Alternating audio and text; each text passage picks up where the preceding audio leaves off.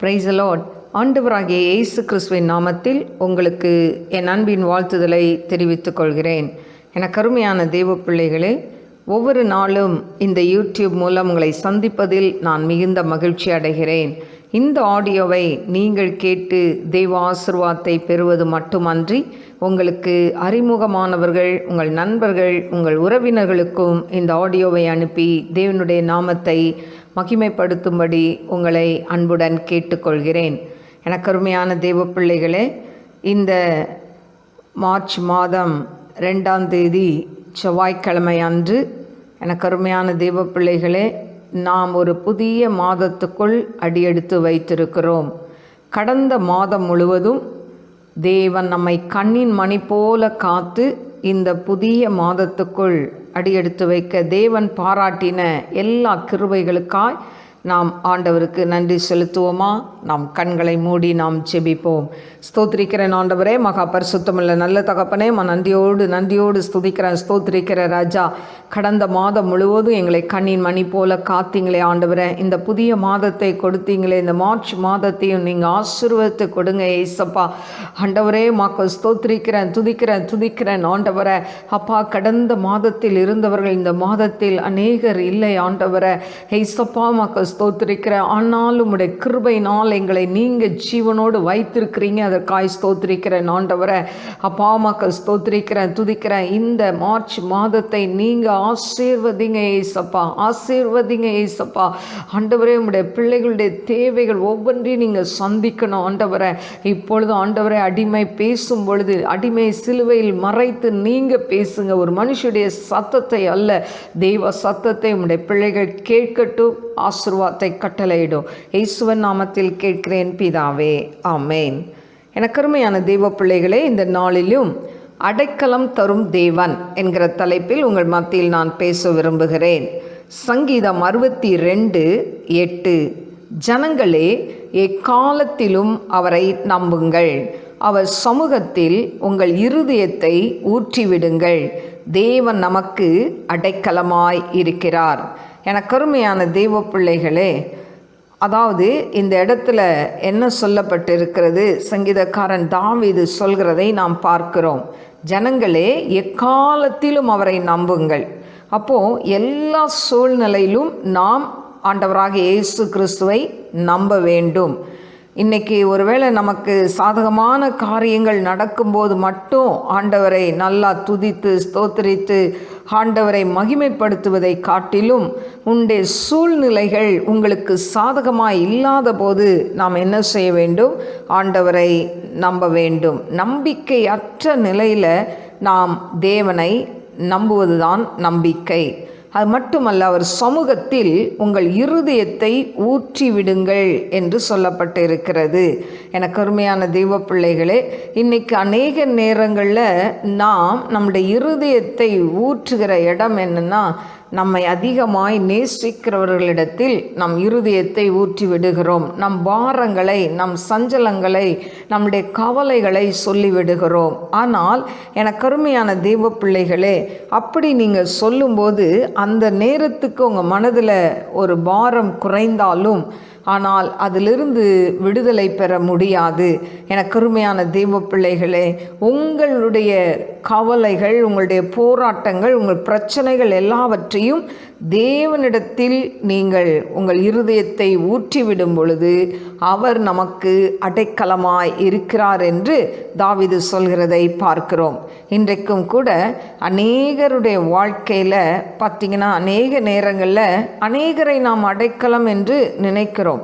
அதாவது ஒரு குழந்தை தன்னுடைய அப்பா அம்மா அடைக்கலம் என்று நினைக்கும். அடுத்தது பாருங்க, அதாவது திருமணமான பிறகு கணவனை அடைக்கலமாய், மனைவியை அடைக்கலமாய் நினைப்பார்கள். அதன் பிறகு பிள்ளைகள், சொந்தம், நண்பர்கள், உடன் பிறந்தவர்கள், சொந்த வீடு, அநேகருக்கு சொந்த வீடு ஒரு அடைக்கலம் என்று நினைப்பார்கள். நல்ல வியாபாரம் செய்யும் பொழுது இந்த வியாபாரம் தான் எனக்கு எல்லாம் அப்படின்னு நினைப்பாங்க. சிலருடைய படிப்பு, சிலருடைய வேலை, இதெல்லாம் நமக்கு அடைக்கலம் தரும் அப்படின்னு நினைக்கிறோம். ஆனால் எனக்கு அருமையான தெய்வ பிள்ளையே, இதையெல்லாம் நிரந்தரமான ஒரு அடைக்கலம் இருக்க முடியாது, அடைக்கலமாக இருக்க முடியாது. ஏனென்று சொன்னால் பாருங்க, ஒரு சின்ன குழந்தை இருக்குது, தன் தாய் வயிற்றில் 9 மாதம்தான் அடைக்கலம். அதுக்கு பிறகு நான் 9 மாதத்துக்கு பிறகு இன்னும் கொஞ்ச நாள் நான் இல்லை, ஒரு 3 மாதம் இல்லை 4 மாதம் இன்னும் எக்ஸ்ட்ரா இருப்பேன் அப்படின்னு சொன்னால் அந்த குழந்தைக்கும் ஆபத்து, அந்த தாய்க்கும் ஆபத்து.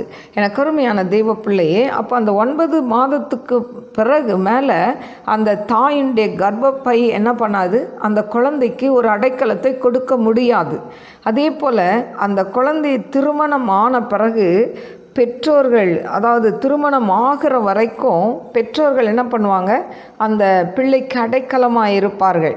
அந்த பிள்ளை எங்கே போனாலும் வந்தாலும் அதை கண்காணிக்கிற காரியங்கள், அதனுடைய தேவைகள், இப்படி அடைக்கலமாக இருப்பது உண்டு. ஆனால் திருமணமான பிறகு ஒரு பெண்ணுக்கோ ஆணுக்கோ கணவன் வீடு, அதாவது கணவனுக்கு மனைவி அடைக்கலமாய் இருக்கும்.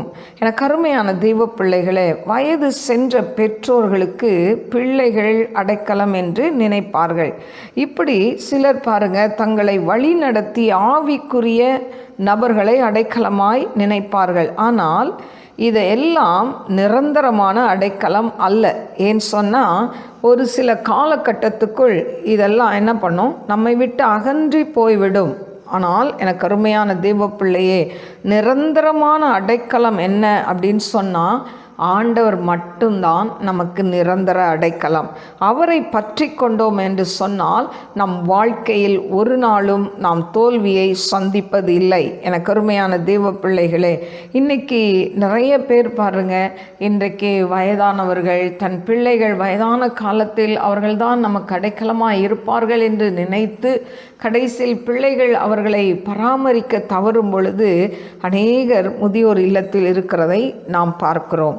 அதே போல் அநேக பெற்றோர்கள் நல்ல சொத்து வசதியோடு இருக்கிறவர்கள் தன் பிள்ளைகளுக்கு அதை கொடுக்காதபடி அவர்கள், அதாவது கடைசி வரைக்கும் அதை அவங்க வைத்து அனுபவித்து அதுக்கு பிறகு எடுத்துக்கொள்ளட்டும் அப்படின்ற ஒரு நிலையில் இருப்பார்கள். அப்போது பாருங்கள், எனக்கு அருமையான தெய்வ பிள்ளைகளே, இன்றைக்கு யாருமே இந்த உலகத்தில் யாருக்கும் அடைக்கலமாக இருக்கவே முடியாது. எனக்கு அருமையான தெய்வ பிள்ளைகளே, நமக்கு அடைக்கலமாக இருக்கிற ஒரே ஆண்டவராகிய இயேசு கிறிஸ்து, நம் அருள்நாதராகிய இயேசு கிறிஸ்து மட்டுமே. அவர் மட்டும்தான் நமக்கு அடைக்கலம். அவரை எந்த சூழ்நிலையிலும் நம்ம என்ன பண்ணணும், அவரை நம்பணும். அவர் சமூகத்தில் நம் இருதயத்தை ஊற்றிவிட்டால் ஆண்டவர் நம் வாழ்க்கையில் ஜெயத்தை கட்டளையிடுவார். எனக்கு அருமையான தெய்வ பிள்ளைகளே, இன்றைக்கு பார்த்திங்கன்னா யார் நமக்கு அடைக்கலம் என்று வேதம் சொல்கிறது. அப்போது உபாகமம் 33:27 சொல்லப்பட்டிருக்கிறது, அநாதி தேவனே நமக்கு அடைக்கலம் என்று சொல்லப்பட்டு இருக்கிறது. இதில் அநாதி தேவனே நமக்கு அடைக்கலம் என்று ஏன் சொல்லப்பட்டிருக்குன்னா, சத்ருவின் கையிலிருந்து நம்மை விடுதலை செய்கிறவர் அவர் ஒருவர் தான்.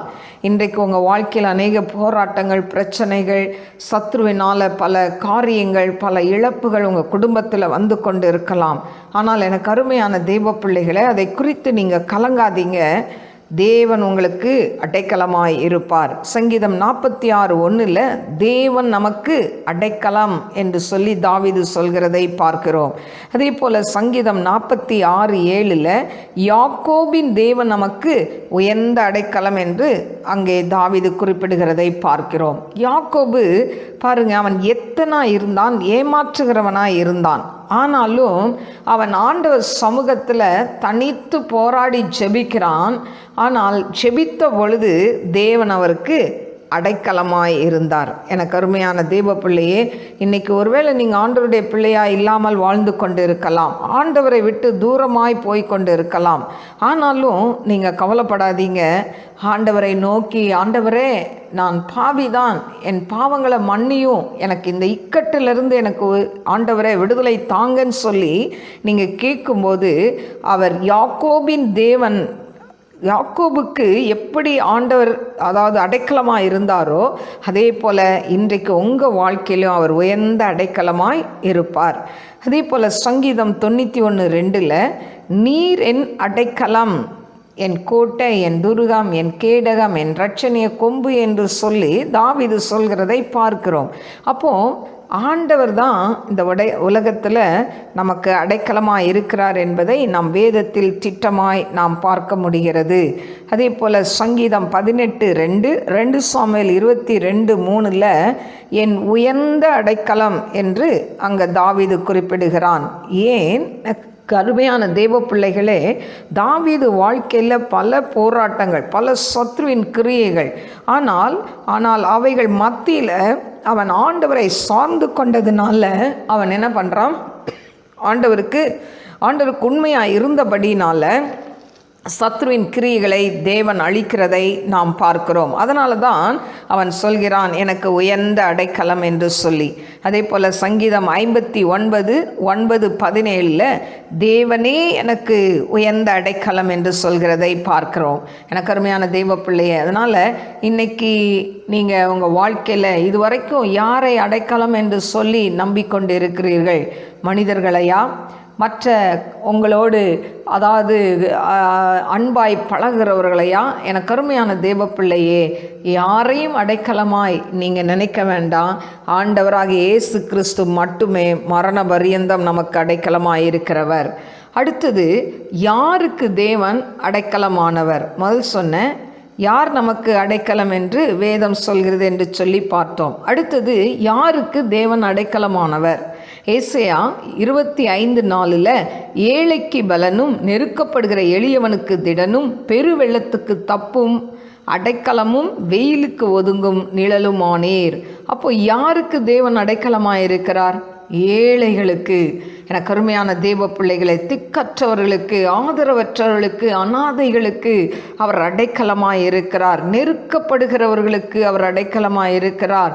தாவீது சொல்கிறான், நான் எப்பக்கத்திலும் நெருக்கப்படுகிறேன் என்று சொல்லி. இன்றைக்கு ஒருவேளை உங்களுடைய குடும்ப வாழ்க்கையில் அநேக போராட்டங்கள், பிரச்சனைகள் மத்தியில், நெருக்கத்தின் மத்தியில் நீங்கள் வாழ்ந்து கொண்டிருக்கலாம். ஆனால் ஆண்டவர் சொல்கிறார், நான் உனக்கு அடைக்கலமாய் இருக்கிறேன் என்று சொல்லி. எனக்கு அருமையான தெய்வ பிள்ளையே, அது மட்டுமல்ல, அடுத்தது சங்கீதம் 22:31 தம்மை நம்புகிற அனைவருக்கும் கேடகமாயிருக்கிறார். எனக்கு அருமையான தேவச்சனமே, இன்னைக்கு நாம் எதையோ நம்பி ஏமாந்து போகிறோம்.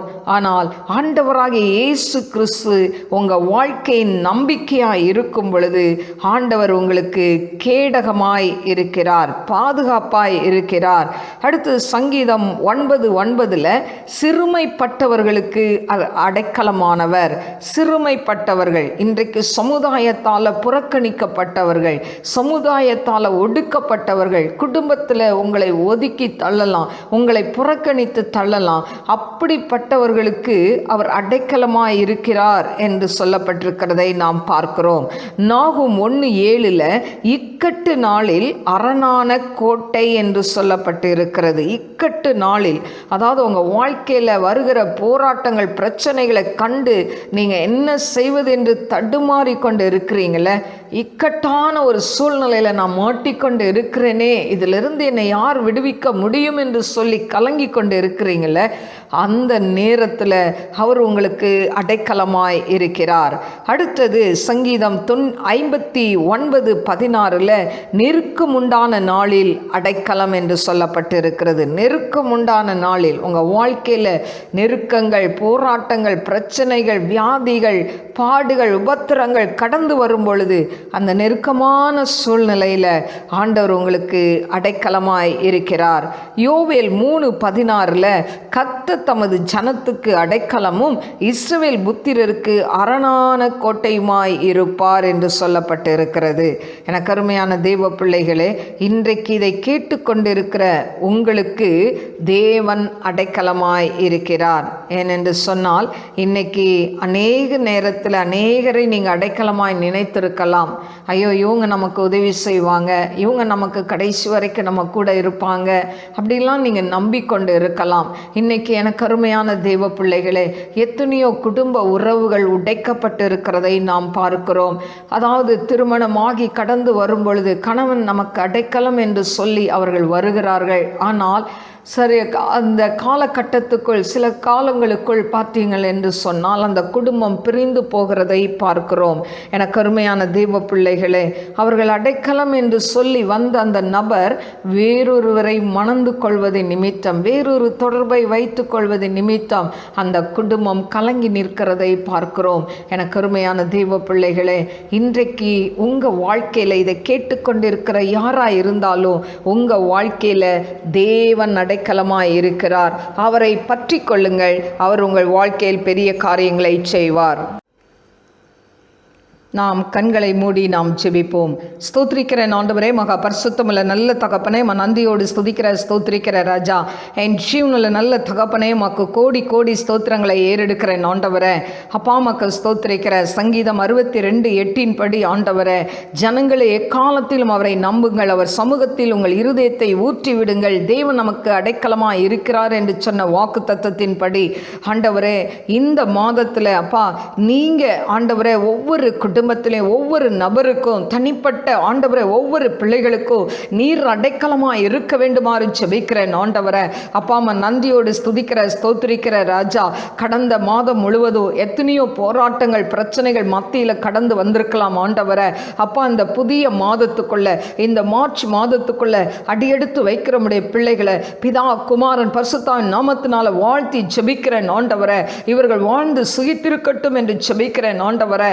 இசப்பா உங்களுடைய குடும்பங்கள் ஆசீர்வதிக்கப்படட்டும் ஆண்டவரே. இவருடைய பிள்ளைகள் ஆசீர்வதிக்கப்படட்டும் ஆண்டவரே. இவருடைய கையின் பிரயாசங்கள் ஆசீர்வதிக்கப்படட்டும் ஆண்டவரே. அப்பா அம்மாக்கு ஸ்தோத்திரிக்கிற துதிக்கிற ஆண்டவரே.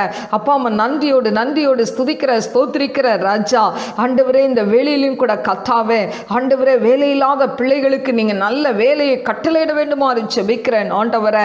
இசப்பா அம்மாக்கு ஸ்தோத்திரிக்கிறேன் துதிக்கிறேன் ஆண்டவரே. அப்பா யாரெல்லாம் அடைக்கலம் என்று சொல்லி உம்முடைய பிள்ளைகள் இன்றைக்கு ஏமாந்து நிற்கிறார்களோ ஆண்டவரே, அந்த ஏமாற்றத்தில் இருந்து வெளியே கொண்டு வந்து தகப்பனே, அப்பா அந்த டிப்ரெஷனுக்குள்ள இருந்து வெளியே கொண்டு வாங்க டாடி ஆண்டவரே. நீரே அடைக்கலம் என்பதை அவருடைய வாழ்க்கையில் ஆண்டவரே அப்பா தேவனே அவர்கள் நம்பத்தக்க கிருபையை தர வேண்டுமாறு ஜெபிக்கிறேன் ஆண்டவரே.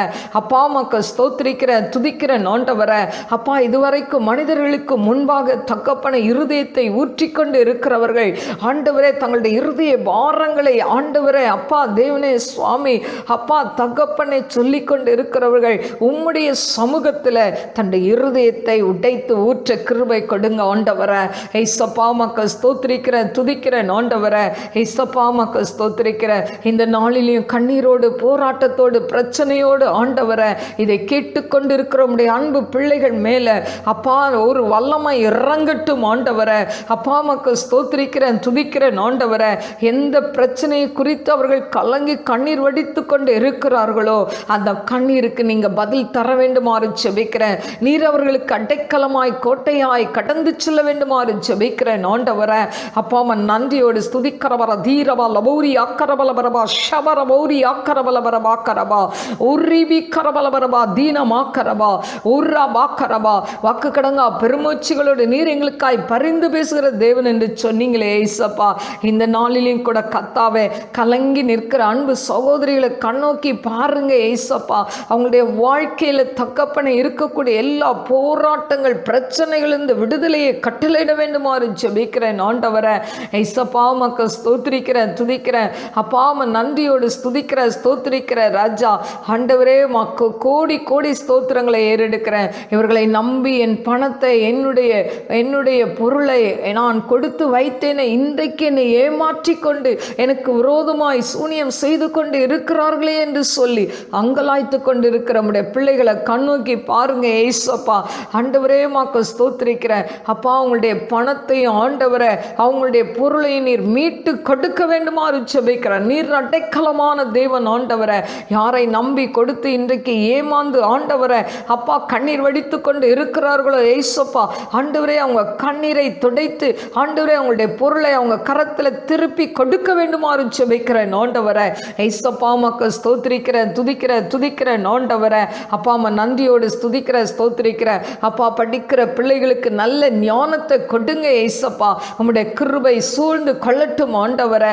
அப்பா உமக்கு ஸ்தோத்திரிக்கிறேன். திருமணமாகாதபடி இருக்கக்கூடிய எல்லா தட்டைகளையும் உடைத்து போடுங்க ஏசப்பா. ஆண்டவரே உமக்கு ஸ்தோத்திரிக்கிறேன், துதிக்கிறேன். மனிதன் தனிமையா இருப்பது நல்லதில்லைன்னு சொல்லி ஏற்ற துணையை உண்டாக்குனீங்களே ஏசப்பா. நீங்க ஆண்டவரே நம்முடைய பிள்ளைகளுக்கு ஏற்ற துணையை கொடுங்க ஏசப்பா. அப்பா எத்தனையோ வாலிப பிள்ளைகள் வயது சென்று ஆண்டவரே அப்பா இன்றைக்கு திருமணம் ஆகலையேன்னு காத்து இருக்கிறாங்களே அப்பா. அவங்க வடிக்கிற கண்ணீருக்கு நீங்க பதில் கொடுங்க ஆண்டவரே. ஏசப்பா உமக்கு ஸ்தோத்திரிக்கிற. திருமணம் ஆக முடியாதபடி கிரியை செய்கிற எல்லா சத்துரின் கிரியைகள், அந்தகார வல்லமைகள், மாந்திரிக வல்லமைகள் செயலிழந்து போகட்டும் என்று ஜெபிக்கிறேன். வருகிற வரங்களாம் தட்டப்பட்டு கொண்டு இருக்கிறதப்பா. ஏசு கிறிஸ்து நாமத்து மூலம் அந்த கட்டுகளை முறித்து போடுகிற பிள்ளைகளுக்கு ஆண்டவரை நீர் நல்ல கத்தாவை ஈவை கட்டளையிடுங்க ஏசப்பா. நல்ல வரனை கட்டளையிடுங்க ஏசப்பா. ஆண்டவரே நம்முடைய நாமத்தை மகிமைப்படுத்துங்க டாடி. ஆண்டவரே மாக்கு ஸ்தோத்திரிக்கிறேன், துதிக்கிறேன். குழந்தை இல்லாத பிள்ளைகளுக்கு குழந்தை பாக்கியத்தை நீங்க கட்டளையிடுங்க ஏசப்பா. ஆண்டவரே இந்த கத்தாவை மாதம் முழுவதும் ஆண்டவரே நம்முடைய பிள்ளைகளை ஆசீர்வதிங்க. இவங்க கையின் பிரயாசங்கள் ஆசீர்வதிக்கப்படட்டும் ஆண்டவரே. ஏசப்பா மாக்கு ஸ்தோத்திரிக்கிறேன், துதிக்கிறேன் ஆண்டவரே. இந்த நாளில் ஹாஸ்பிட்டலில் ஆண்டவரே வியாதியா இருக்கிற ஒவ்வொரு பிள்ளைகளையும் நீங்க தொட்டு சுகப்படுத்துங்க டாடி. ஆண்டவரே டாக்டரால் கைவிடப்பட்ட ஆண்டவரே வியாதிகள் கூட ஏசப்பா நீங்க குணமாக்க முடியும். நீர் அடைக்கலம் என்று சொன்னீங்களே அப்பா. நம்முடைய பிள்ளைகளுக்கு நீங்க அடைக்கலமா இருக்க வேண்டுமாறு ஜெபிக்கிறேன் ஆண்டவரே. ஏசப்பா உமக்கு ஸ்தோத்திரிக்கிற. ஆண்டவரே படுத்த படுக்கையாக இருந்து எழுந்து நடக்க முடியாதபடிக்கு ஆண்டவரை அப்பா தேவனே ஆண்டவரை அங்கலாய்க்கிற பிள்ளைகளுக்கு நீர் அடைக்கலமாய் கடந்து வாங்க டாடி.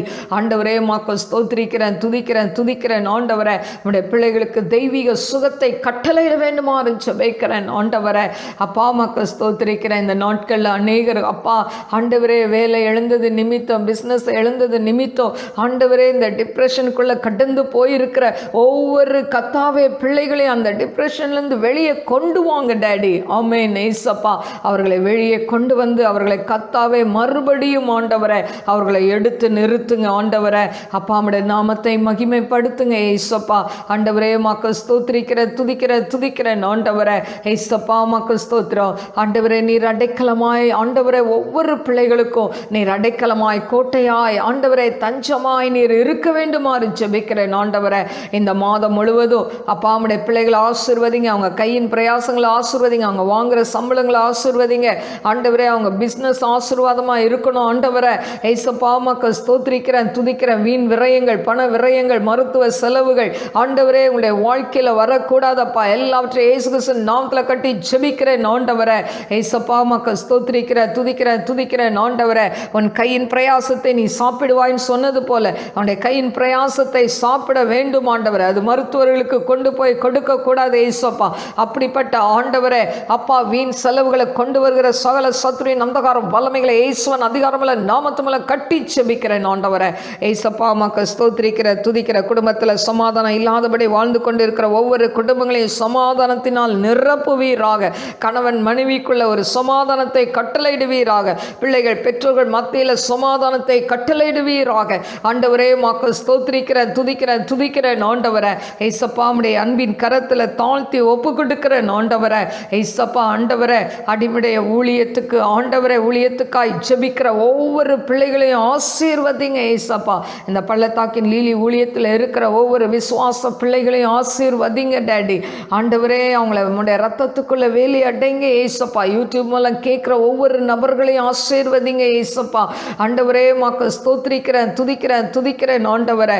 அப்பா ஒவ்வொரு நாளும் தகப்பனை ஆண்டவரை அப்பா அந்த பைபிள் ரீடிங்கை ஆண்டவரை எடிட் பண்ணி போடுகிற ஆண்டவரே ஸ்வீட்டி ஆசீர்வதிங்க ஏசப்பா. ஷேர்லி ஆசீர்வதிங்க ஏசப்பா. அவங்க அப்பா அம்மாவை ஆசீர்வதிங்க டாடி. ஆண்டவரே அப்பா ஒவ்வொரு டியூஸ்டேவே ஆண்டவரே அப்பா அந்த கத்தாவே வசனங்களை எடிட் பண்ணி போடுகிற ஆண்டவரை அப்பா சாம் ஆசீர்வதிங்க டாடி. ஆண்டவரே அவங்க கத்தாவே சிஸ்டர் அவங்க அப்பா அம்மாவை ஆசீர்வதிங்க. அதே போல் தகப்பனே அப்பா கார்த்திகேயன் பிரதர் ஆசீர்வதிங்க. ரெபேக்கா சிஸ்டர் ஆசீர்வதிங்க ஆண்டவரே. ஆண்டவரே ஜான் ஆசீர்வதிங்க ஏசப்பா. ஆண்டவரே மக்கள் ஸ்தோத்திரிக்கிறேன், துதிக்கிறேன் ஆண்டவரே. அதே போல் இந்த ஊழியத்தில் ஆண்டவரை அடிமையோடு கத்தாவே ஆண்டவரை ஊழியத்தை தாங்குகிற தகப்பனே ராபின் ஆண்டவரை ஆசீர்வதிங்கப்பா.